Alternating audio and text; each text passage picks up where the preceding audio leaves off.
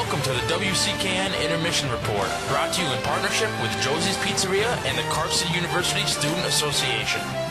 Now your host, Brandon Warner.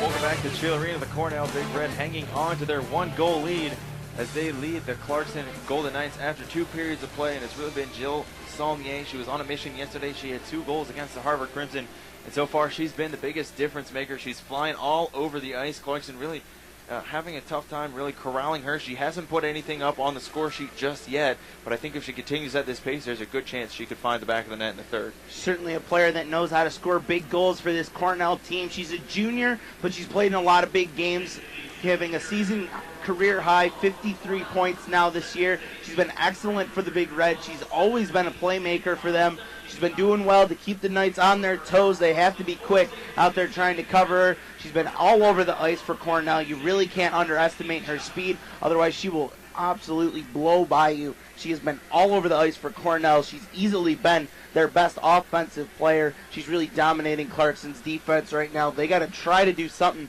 to slow her down whenever they can to do it. And really, we talked about Aaron Ambrose being out. Renata Fast has played monster minutes, but for Cornell, we've seen Alyssa Gallardi out there with Haley Cudmore. Those two have seen the majority of the time on the defensive side. We've also seen a bit more than we saw from Cassandra Pudrea. She has the goal here that's been the difference. She came out yesterday. We really only saw her on the power play against Harvard, but she's played a lot of minutes here so far this afternoon, and she's been a big difference maker on the back end with the addition of Alyssa Gallardi. Well, obviously she has that goal, but I think Pudrea has really stepped up. She showed some really good skating ability. She showed some good passing ability as well.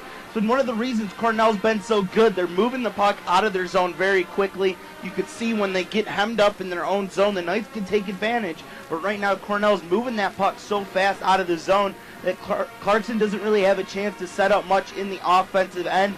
Most of their chances are coming off the rush, their one-time opportunities, and then Cornell, is getting that puck and they're breaking out quick. So Cornell has been doing a very good job of getting the puck out. They haven't had turnovers. They've been playing smart. They're not putting the puck to the middle of the ice in their own zone. It's everything up the boards to your center and skating the puck out. Cornell playing very sound in-zone hockey. Really, they're not playing great defense. They're just playing great offense, keeping the puck out of their own end. And on the other side, we mentioned, Clarkson they like to play a game and open up the ice. They don't like having to be confined in space. They really don't play a very board battle heavy game. They kind of move things around, looking for those grade A scoring chances down between the dots in the lower portion of the slot. And so far, they haven't had a whole lot of them. They tried to open up the ice there. We saw some 4-on-4 time as McCauley went off. In addition to Emily Fulton, 4-on-4. Both teams had some additional ice to work with, and since then Clarkson kind of opened up, picked up the pace, and was flying all over the ice. They seem to get their legs underneath them a little bit, got some momentum back, but I think they're going to have to continue it here in the third if they want to have a chance to tie this thing up. Well, as we know, Clarkson is at their best when they've got space to operate with.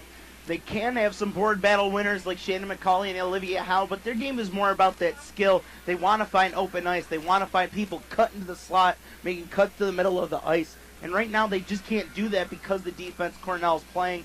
Clarkson's offense, they can come in off the rush, but they want to cycle it around and then find those creases to get that puck to the front of the net. Right now Cornell's doing a great job getting their sticks in lanes, putting pressure, winning those board battles as well. Cornell's very sound in their own zone. Clarkson's got to do something to try to break it down.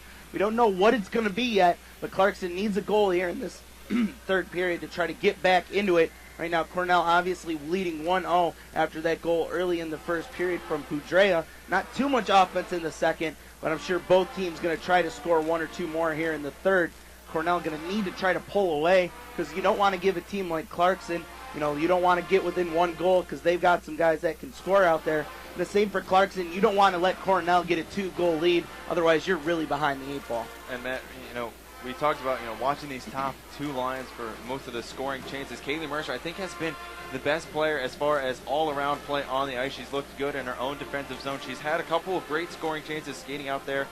Really, she had a chance out down on the blue line with Genevieve Bannon. Couldn't capitalize on it, but those two, some young players coming in, generating some speed, and really it might be a young gun who gets the job done tonight for the Golden Knights. Well, Kaylee Mercer's game is all about speed and breaking into the zone, and that's what Cornell is giving the Knights and that's why she's been able to thrive against it. They're giving her a little bit of space. She's trying to do too much at times, but she has been able to come in and generate some offense for her team. Kaylee Mercer, certainly look for her to be on watch. She's had a very good first and second period. She's been able to control the puck, find some space, get around some of those bigger Cornell forwards. If she continues to do that, it might just be that Mercer line that gets the job done. Of course, Carly Mercer, the captain, always a danger to score for the Knights. We said she was one of our game changers, so watch out for the Mercer sisters. Right now, though, Cornell with the 1-goal lead, trying to preserve it going into the third. We'll get you back for the continuation of the intermission report. Stay tuned on WCKN.